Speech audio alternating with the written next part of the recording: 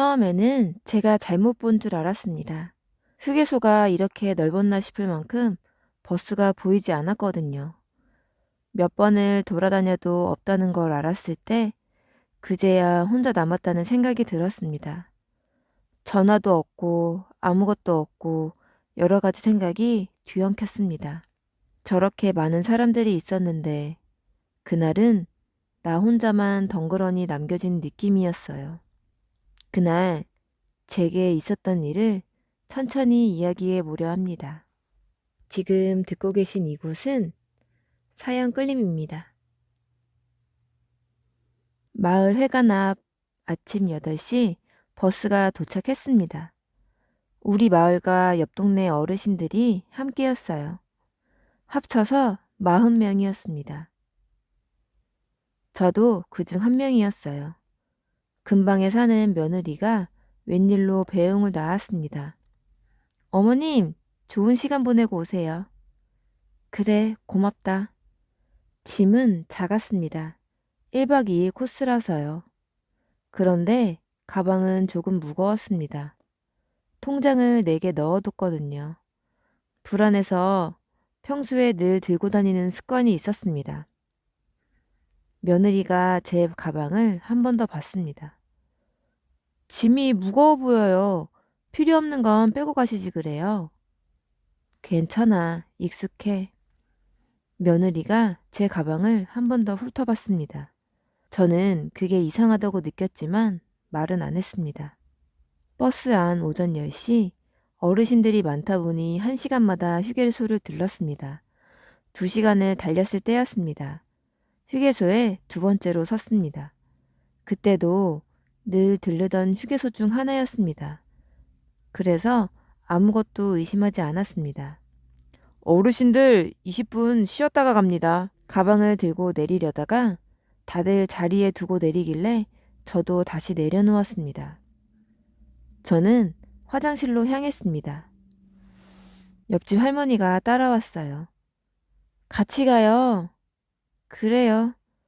옆집 할머니랑은 평소에 그리 친한 사이는 아니었습니다. 그래서 화장실 같이 가자는 말이 잠깐 의아하긴 했습니다. 화장실에 가보니 화장실 안쪽 한 여러 개가 공사 중이라 줄이 생각보다 꽤 길었습니다.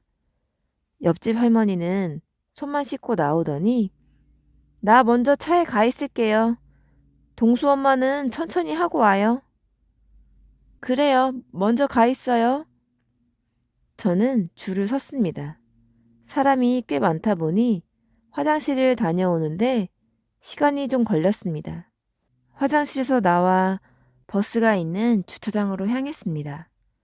밖으로 나왔는데 버스가 안 보였어요. 처음엔 주차 위치를 잘못 봤나 싶었습니다. 그런데 아무리 둘러봐도 없었습니다. 그제야 버스가 출발한 걸 알았습니다. 나중에야 들었지만 누군가 버스 안에서 이렇게 말했다고 합니다. 다 탔어요. 출발하세요. 가방도 휴대폰도 지갑도 전부 버스 좌석에 놔둔 채였습니다. 그 안에 있던 통장 4개도요. 손에 든 건 휴지 한 장이었습니다. 그 순간 다리에 힘이 풀려 주저앉을 뻔했습니다. 일단 걸어서 매점 쪽으로 갔습니다. 안내 데스크에 직원이 앉아 있었어요. 실례합니다. 버스 회사에 연락 좀 할 수 있을까요? 어떤 버스요? 효도여행 단체 버스요. 아까 출발한. 직원이 고개를 끄덕였습니다. 전화번호 아세요? 아니요. 다 버스에 두고 왔어요. 직원이 잠깐 고민했습니다. 차 번호는요? 그것도 몰라요. 직원이 난감한 표정을 지었습니다. 그럼 연락이 어려운데요. 저는 더 말하지 않았습니다. 설명해봤자 복잡해질 것 같았으니까요. 그냥 고개를 숙이고 밖으로 나왔습니다. 벤치에 앉았습니다. 할 수 있는 게 없었어요. 지갑이 없으니 밥도 못 먹고 전화가 없으니 연락도 못하고 신분증도 없으니 증명도 안 되고. 그런데 한 가지는 확실했습니다. 옆집 할머니가 일부러 그랬구나. 그 생각이 들자마자 며느리 얼굴이 떠올랐습니다. 아침에 제 가방을 자세히 살펴보던 눈빛. 그게 우연은 아니었던 것 같습니다. 오후 1시, 점심시간이 지나갔습니다. 사람들이 매점에서 나오면서 음식 냄새가 났습니다. 배는 고팠지만 돈이 없었습니다. 옆에 젊은 사람이 지나가다 물었어요. 할머니, 괜찮으세요? 네, 괜찮아요. 어디 가시는 길이에요? 아니요, 그냥 기다리는 중이에요. 그 사람은 고개를 끄덕이고 갔습니다. 저는 더 이상 말하지 않았습니다. 설명하기 시작하면 끝이 없을 것 같았거든요. 화장실에 다녀왔습니다. 거울로 얼굴을 봤어요. 생각보다 괜찮아 보였습니다. 망가진 것 같지는 않았어요. 손을 씻으려다 멈췄습니다. 핸드폰이 없으니 아들한테 연락할 방법이 없었습니다. 공중전화를 쓰려 해도 번호를 외우지 못했어요. 요즘은 다 핸드폰에 저장해 놓잖아요. 휴게소 매점 앞에서 저녁 때가 되니까 사람이 더 많아졌습니다. 매점 앞에서 컵라면 냄새가 났어요. 자판기에 동전을 넣는 소리도 들렸습니다. 한 직원이 지나가다가 저를 봤습니다. 아직도 계세요? 네. 혹시 도와드릴 일 있으세요? 아니요. 직원이 잠깐 망설이다가 물었습니다. 가족분한테 연락은 하셨어요? 전화가 없어서요. 저희 전화 쓰시겠어요? 번호가 도무지 생각이 안 나요. 직원이 난처한 표정을 지었습니다. 그럼 경찰서에 신고하시는 게... 아닙니다. 괜찮아요. 저는 고개를 저었습니다. 경찰서까지 가면 아들한테 연락이 갈 겁니다. 그럼 며느리도 알게 되겠죠. 그건 원하지 않았습니다. 해가 졌습니다. 대합실 의자에 앉았습니다. 사람들이 오가는 곳이라 불은 켜져 있었어요. 옆에 할아버지 한 분이 앉아 계셨습니다. 여기서 주무시게요? 네, 잠깐요. 버스 기다리세요? 그런 셈이죠. 그분은 더 묻지 않았습니다.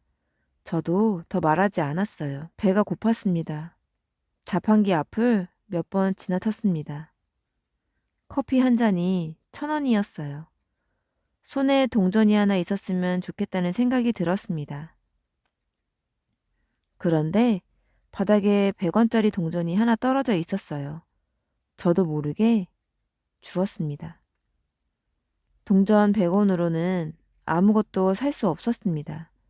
그냥 손에 쥐고 앉아 있었어요. 매점 직원이 정리를 시작했습니다. 할머니, 여기 계속 계실 건가요? 네. 밤새 여기 계시는 건 좀 조용히 있을게요. 직원이 한숨을 쉬었습니다. 그럼 저쪽 대합실 쪽에 계세요. 여긴 문 닫아야 해서요. 알겠습니다. 다시 대합실로 갔습니다. 의자에 앉은 채로 눈을 붙였다 떴다 했습니다. 잠은 안 왔어요. 통장 생각이 났습니다. 4개 다 제 명의였어요. 며느리가 급하다고 돈 얘기를 한 적은 있었지만 저는 주지 않았습니다. 그게 지금 이 상황의 이유인 것 같았어요. 새벽 5시가 되고 저는 화장실로 갔어요. 세수를 했습니다. 물이 차가웠어요. 거울을 봤습니다. 하룻밤 지난 얼굴이지만 무너진 것 같지는 않았어요. 오늘은 뭘 해야 하나? 그 생각만 했습니다. 아들한테 연락할지 아니면 그냥 이대로 버틸지. 해가 떴습니다. 사람이 하나둘 나타나기 시작했어요. 저는 결정했습니다. 연락하지 말자. 아들이 알면 며느리도 알게 됩니다. 그럼 통장을 어떻게든 찾아낼 거예요. 그건 원하지 않았습니다. 일단은 혼자 버텨보기로 했습니다. 사람들이 많아졌습니다. 단체 차량 몇 대가 들어왔어요. 그중 한 무리가 빨간 조끼를 입고 내렸습니다. 봉사활동 단체 같았어요. 짐을 내리는 모습을 보다가 한 사람이 눈에 들어왔습니다. 어디서 본 것 같은데? 그 사람이 제 쪽으로 걸어왔습니다. 저도 그쪽을 봤어요. 그 사람이 먼저 저를 알아봤습니다. 어머니? 네? 저 기억 안 나세요? 작년에 마을에 관해서 그제야 기억이 났습니다. 작년 겨울 마을에 관해서 김장봉사 왔던 사람이었습니다. 그때 제가 넘어진 걸 일으켜 세워줬죠. 아, 그때? 맞아요. 근데 왜 여기 계세요? 저는 잠깐 망설였습니다. 그냥 좀 쉬고 있어요. 그 사람이 주변을 둘러봤습니다. 혼자세요? 네. 짐은요? 없어요. 그 사람이 저를 매점으로 데려갔습니다. 앉으세요. 의자를 권했습니다. 김밥 하나를 사왔어요. 드세요. 아니에요. 괜찮습니다. 아침은 드셨어요? 저는 대답하지 않았습니다. 그 사람이 김밥을 제 앞에 놓았어요. 일단 드시고 말씀하세요. 저는 먹었습니다. 김밥을 반쯤 먹었을 때 그 사람이 다시 물었습니다. 무슨 일 있으세요? 버스를 놓쳤어요. 어디 가시는 버스요? 효도여행이요. 단체로. 그럼 연락하시면 되잖아요. 전화가 없어요. 가방이랑 다 버스에 두고 내렸거든요. 그 사람이 고개를 끄덕였습니다. 그럼 버스 회사에 연락하면 되는데 번호를 몰라요. 차 번호는요? 그것도 몰라요. 그 사람이 잠깐 생각하더니 말했습니다. 지금 사시는 마을에서 출발하셨어요? 네. 몇 명이요? 40명이요. 우리 마을이랑 옆 동네 합쳐서요. 그 사람이 휴대폰을 꺼냈습니다. 잠깐만 기다려보세요. 그 사람이 통화를 몇 번 했습니다. 10분쯤 지나서 돌아왔어요. 어머님, 어제 오전 8시에 출발한 단체 버스 맞죠? 네. 그 버스 어제 저녁에 도착했대요, 목적지에. 그럼 제 짐은 기사님이 보관하고 계신데요. 저는 안도했습니다. 그런데 그 사람이 이상한 표정을 지었습니다. 근데 기사님이 그러는데요. 뭐라고요? 출발할 때 인원 확인했는데 40명 다 탔다고 했대요. 저는 말이 안 나왔습니다. 그 사람이 저를 벤치로 데려갔어요. 어머니, 혹시 일부러 두고 간 거 아니에요? 그럴 리가요. 근데 인원은 맞았다잖아요. 저는 대답하지 않았습니다. 그 사람이 조용히 말했어요. CCTV 확인해 볼까요? 네? 여기 휴게소 CCTV요. 어제 몇 시에 내리셨어요? 10시쯤이요. 그럼 확인 가능할 거예요. 제가 한번 물어볼게요. 경찰서까지 갈 일은 아니고요. 일단 버스부터 확인해 볼게요. 그 사람이 사무소 직원과 얘기했습니다. 저는 밖에서 기다렸어요. 10분쯤 지나서 나왔습니다. 어머니, 영상 확인했어요. 뭐가 나왔어요? 어머니가 타기 전에 버스가 출발했어요. 네, 근데 출발하기 전에 누가 버스에 타면서 기사님한테 뭐라고 얘기하는 것 같았어요. 여자분이요. 저는 입술을 깨물었습니다. 옆집 할머니 같아요. 그 사람이 고개를 끄덕였습니다.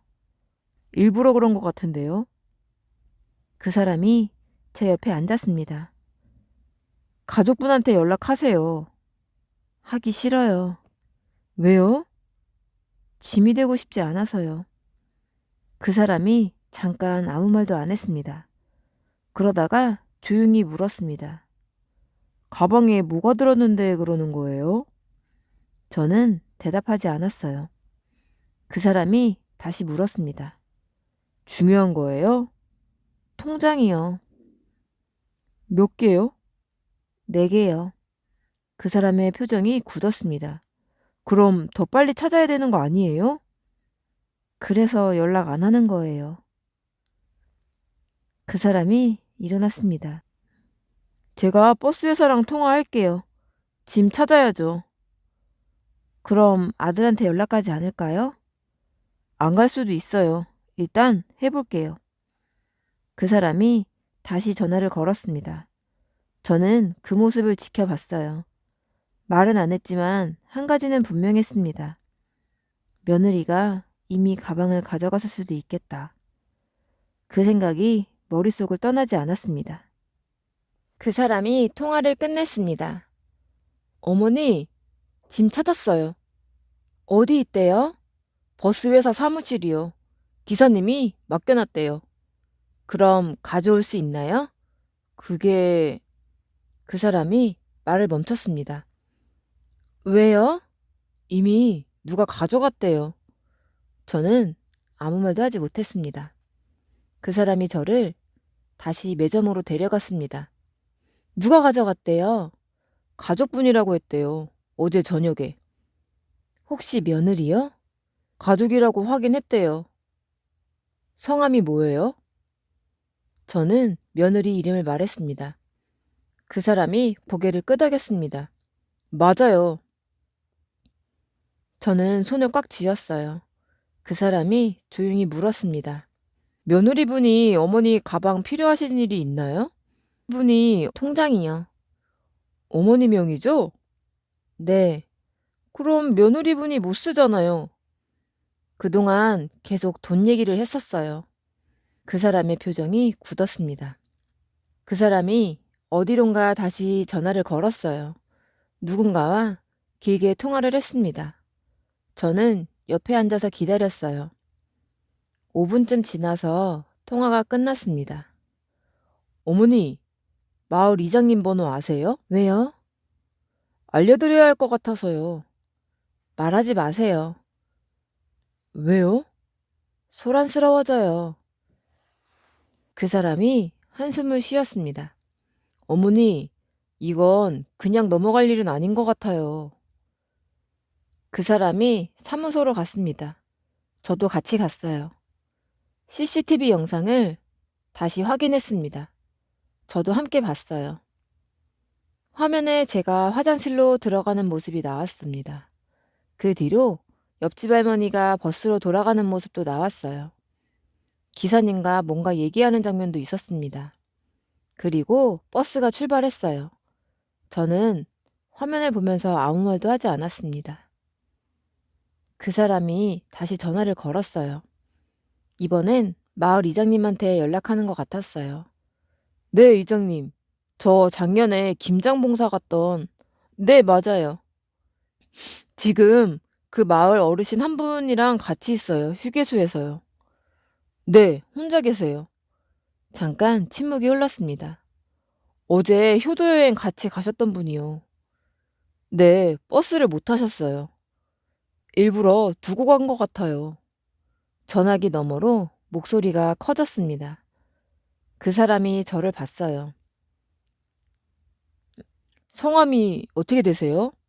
저는 제 이름을 말했습니다. 그 사람이 전화기에 대고 말했어요. 네, 맞아요. 통화가 끝났습니다. 이장님이 지금 오신대요. 여기까지요? 네, 1시간 반쯤 걸린대요.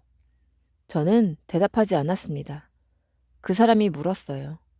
배고프시죠? 점심 드세요. 괜찮아요.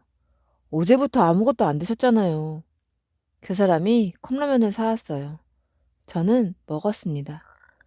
오후 2시경 이장님이 도착했습니다. 마을 부녀회장님도 같이 왔어요. 아니, 이게 무슨 일이요? 이장님이 저를 보자마자 물었습니다. 별일 아니에요. 별일이 아니긴. 하루 종일 여기 계셨다며? 부녀회장님이 제 손을 잡았습니다. 많이 놀라셨지? 저는 고개를 저었습니다. 봉사자가 상황을 설명했습니다. CCTV 영상 이야기도 했어요. 며느리가 가방을 가져간 이야기도 했습니다. 이장님 표정이 굳었어요. 그 집 며느리가 그랬단 말이요? 저는 대답하지 않았어요. 이장님이 전화를 걸었습니다. 옆집 할머니한테였습니다. 여보슈? 효도여행 갔다 왔지? 그래? 재미있었어? 근데 동수 어머니는 어떻게 됐노? 잠깐 침묵이 흘렀습니다. 같이 안 갔다고? 아니, 분명히 버스 탔는디? 응? 이장님이 고개를 저었습니다. 아이고, 그래, 알았어. 통화를 끊었습니다. 부녀회장님이 물었습니다. 뭐라 카대? 모른다 카대? 화장실 갔다가 못 봤다고. 부녀회장님이 혀를 찼습니다. 이장님이 며느리한테 전화를 걸었어요. 저는 옆에서 들었습니다. 여보슈? 어머니 어디 계신가? 집에? 아니, 내가 지금 어머니랑 같이 있는디? 휴게소야, 휴게소. 어제부터 여기 계셨어. 잠깐 조용했습니다. 가방? 아, 그 가방 네가 가져갔다며? 응. 이장님이 한숨을 쉬었습니다. 일단 가방 들고 여기 와봐. 전화를 끊었어요. 저는 아무 말도 하지 않았습니다. 부녀회장님이 제 앞에 앉았습니다. 통장에 몇 개 들었다 카던디? 4개요.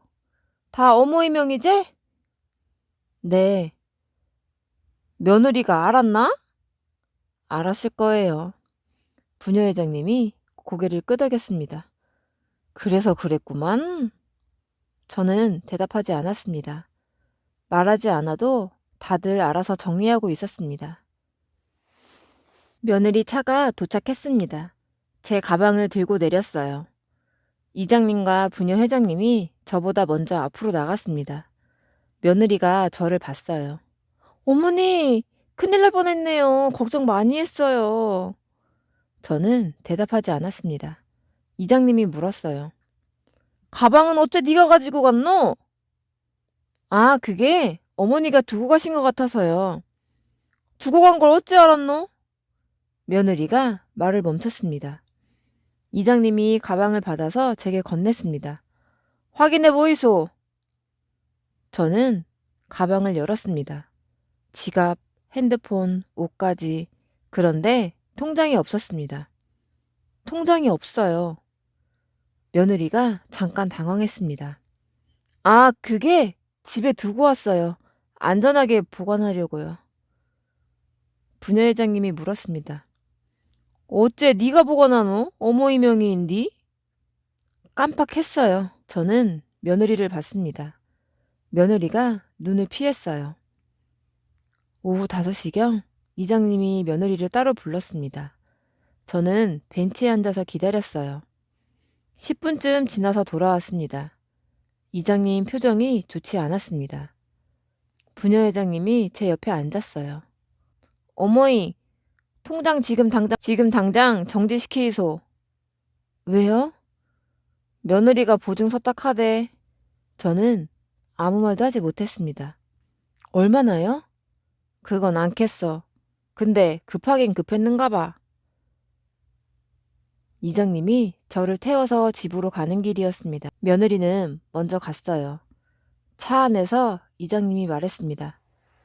어머니, 집 비밀번호 바꾸이소. 네. 그리고 통장 정지시키고 새로 만드이소. 알겠습니다. 며느리 말일랑 듣지 말고. 저는 고개를 끄덕였습니다. 집에 도착했습니다. 며느리가 대문 앞에 서 있었어요. 어머니, 들어가세요. 저는 대답하지 않고 안으로 들어갔습니다. 며느리가 따라 들어오려고 했습니다. 어머니, 저 잠깐 들어가도 돼요? 아니. 네? 오늘은 혼자 있고 싶다. 문을 닫았습니다. 가방을 열어서 확인했습니다. 통장이 정말 없었습니다. 핸드폰을 확인했습니다. 부재중 전화가 30통쯤 있었어요. 다 며느리 번호였어요. 문자도 왔습니다. 어머니, 죄송해요. 오해예요. 급한 일이 있었어요. 통장 내일 드릴게요. 저는 읽고 지웠습니다. 전화가 또 왔습니다. 며느리였어요. 받지 않았습니다. 계속 왔지만 또 받지 않았습니다. 그 뒤로는 오지 않았어요. 현관 비밀번호를 바꿨습니다. 새 번호는 아무한테도 말하지 않기로 했어요. 며느리가 문 앞에서 벨을 눌렀습니다. 어머니, 저예요. 문 좀 열어주세요. 저는 대답하지 않았어요. 어머니, 제발요. 오해 풀어야 돼요. 창문으로 봤습니다. 며느리가 30분쯤 서 있다가 갔어요.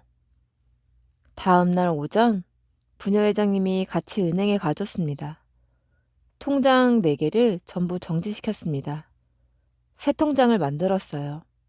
이번엔 집에 두지 않기로 했습니다. 은행 금고에 맡겼습니다. 이제는 들고 다닐 필요가 없었어요.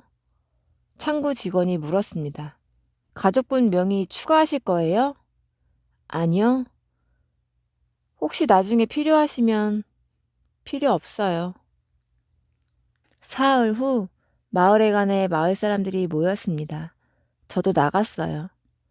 옆집 할머니가 보였습니다. 눈이 마주쳤어요. 옆집 할머니가 먼저 고개를 돌렸습니다. 저는 아무 말도 하지 않았어요. 부녀회장님이 제 옆에 앉았습니다. 소문 들었제? 무슨 소문이요? 며느리가 보증 잘못 써서 빚쟁이들이 찾아온다 카대. 부녀회장님이 낮게 말했습니다. 근데 말이요. 옆집 할매가 그 며느리한테 돈 좀 받기로 했다 카대. 저는 대답하지 않았습니다. 그래서 어머니 통장 찾으려고 그랬나 봐. 저는 고개를 끄덕였습니다. 그 할매 어제도 아무 일 없다는 듯이 밥 먹고 앉아있더라. 일주일 후 며느리가 다시 찾아왔습니다. 대문 앞에서 불렀어요. 어머니, 저 좀 도와주세요. 저는 창문으로 봤습니다. 제발요, 급해요. 저는 창문을 닫았습니다. 며느리가 1시간쯤 서 있다가 갔습니다. 그리고 한 달 후, 이제 며느리는 오지 않습니다. 전화도 오지 않아요. 아들한테 연락이 왔습니다. 엄마, 이제 알게 됐어요. 그날 무슨 일이 있었는지요.